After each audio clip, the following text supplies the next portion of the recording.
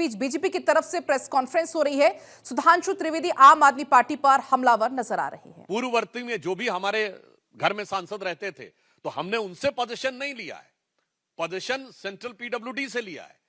तो उसी प्रकार से ये कैसे इन्होंने कह दिया कि सीधे उन्होंने उनको दे दिया था।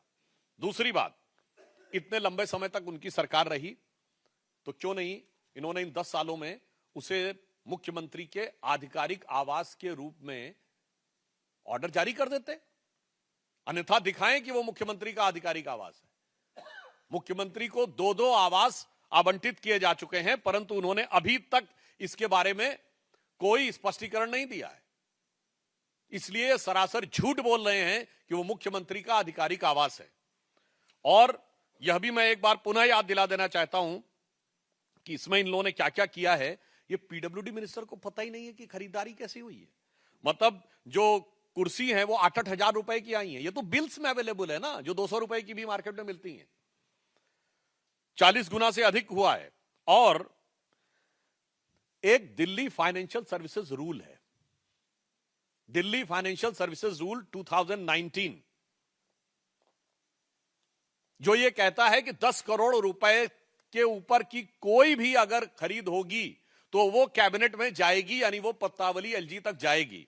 और आप देखिए क्या बेहतरीन शीश महल में पढ़े लिखे आदमी ने क्या बुद्धि का इस्तेमाल किया है कि ज्यादातर जो बिल्स बने हैं वो 9.5 करोड़, 9 करोड़, 9.25 करोड़, यानी सब 10 करोड़ से नीचे रहने वाले हैं।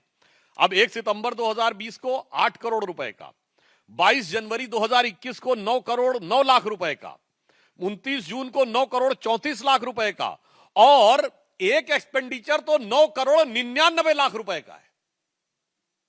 आप सोचिए, ये फितरत को समझिए, 9 करोड़ 99 लाख रुपए का बिल है ताकि वो 10 करोड़ की सीमा को टच न करे और एलजी के पास जाने की परिस्थिति न उत्पन्न हो।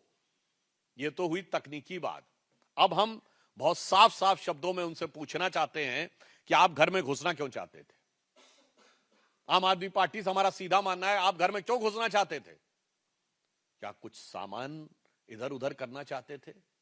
क्योंकि अब वहां पे जांच के अधीन आ गया है वो क्षेत्र, तो वहां की व्यवस्थाओं में कोई ऐसी चीज आप उत्पन्न करना चाहते थे या आप कुछ छुपाना चाहते थे? वो तो अब मुश्किल हो गया है।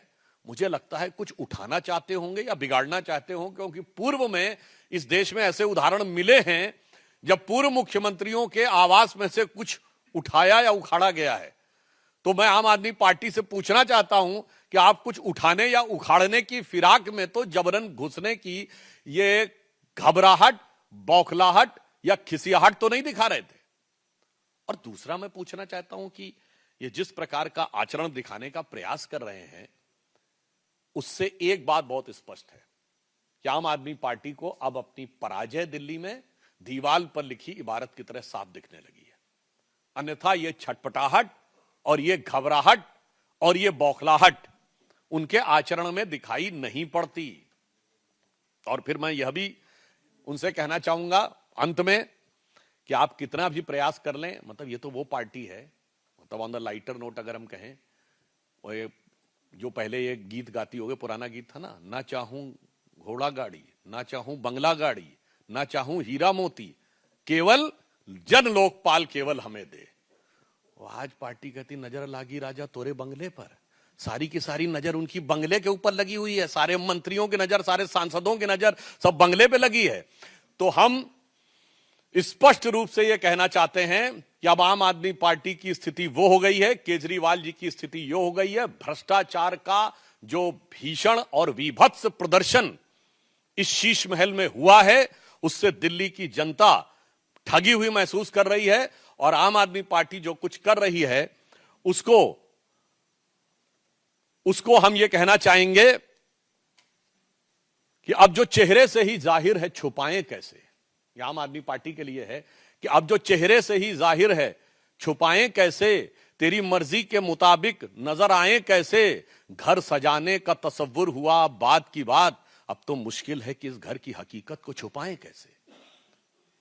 और मगर भारतीय जनता पार्टी पूरी तरीके से प्रतिबद्ध है कि उनके इस भ्रष्टाचार के स्मारक को पूरी तरह जनता के सामने स्पष्ट करेंगे और उनके किसी भी प्रकार के छल और प्रपंच को कामयाब नहीं होने देंगे और दिल्ली की जनता के साथ जो भ्रष्टाचार हुआ है उसे उजागर करेंगे। और हमें पूर्ण विश्वास है कि दिल्ली की प्रबुद्ध जनता ने अब इनके चेहरे पर लगा हुआ मुखौटा पूरी तरीके से उतरा हुआ देख लिया है। तो अब इन चुनावों में जनता इनको उपयुक्त, प्रभावी और करारा जवाब देगी। धन्यवाद।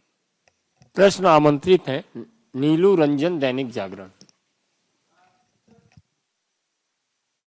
मतलब आपको 10 मिनट वहाँ बैठे, 10 मिनट यहाँ बैठे। आप लोग वहाँ पहुँचे, सचदेवा ये भी आधिकारिक निवास है, उनका एक कहना है कि वो आधिकारिक निवास कैसे हो सकते हैं, ये भी 17 से शीला दीक्षित। अब देखिए, बहस दो निवास, एक निवास सबसे आगे चली गई निवास। अब बहस ये है प्रधानमंत्री के निवास में क्या है और मुख्यमंत्री के निवास में क्या है, किसमें कितना पैसा खर्च हुआ, ये अब देश को बताना चाहिए। इस बहस से अब भारतीय जनता पार्टी को भागना नहीं चाहिए। इस बहस को भारतीय जनता पार्टी को कंक्लूड करना चाहिए। हम तो सीधी सी बात कह रहे हैं, अब चाबी और जो है नोटिस, इन सब से बहस जो है आगे निकल गई है। हमारी भारतीय जनता पार्टी से मांग है कि आप प्रधानमंत्री जी के निवास के दर्शन इस देश की मीडिया को कराइए। सौरभ, आप तो यहाँ आए हैं, किसी की तरह से ट्रैफिक जाम हो गया है सर। बीजेपी के नेता तो आतिशी के घर पे गए हैं और यहाँ पर 27 अक्टूबर 2013 और टाइम देखना हो 4:55 पे उन्होंने ट्वीट किया था, जिसमें वो कह रहे हैं कि दिल्ली की मुख्यमंत्री के घर में 10-10 एसी लगे हैं और मैंने सुना है बाथरूम में भी एसी लगे हैं। कौन भरता है उनके एसी का बिल? और आगे वो कहते हैं मेरा कलेजा कांप उठता है। वाक्य को गौर करिएगा, कलेजा कांप उठता है ये सोचकर कि दिल्ली की 40% जनसंख्या जब झुग्गी झोपड़ी में रहती है तो कैसे कोई मुख्यमंत्री ऐसे आलीशान बंगले में रह सकता है।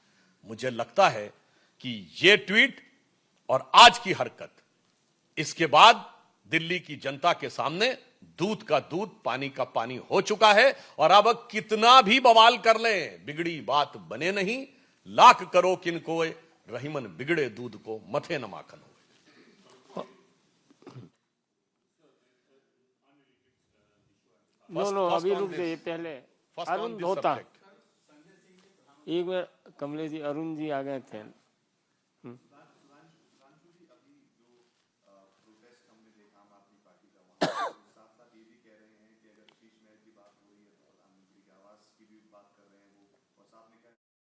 को चूंकि शीश महल पर अब जो सियासत है वो जमकर हो रही है। एक तरफ आपको हम तस्वीरें भी दिखा रहे हैं, एक तरफ सीएम हाउस के बाहर हाई वोल्टेज ड्रामा हो रहा है, उधर दूसरी तरफ बीजेपी भी आम आदमी पार्टी को घेरती हुई फिलहाल नजर आ रही है।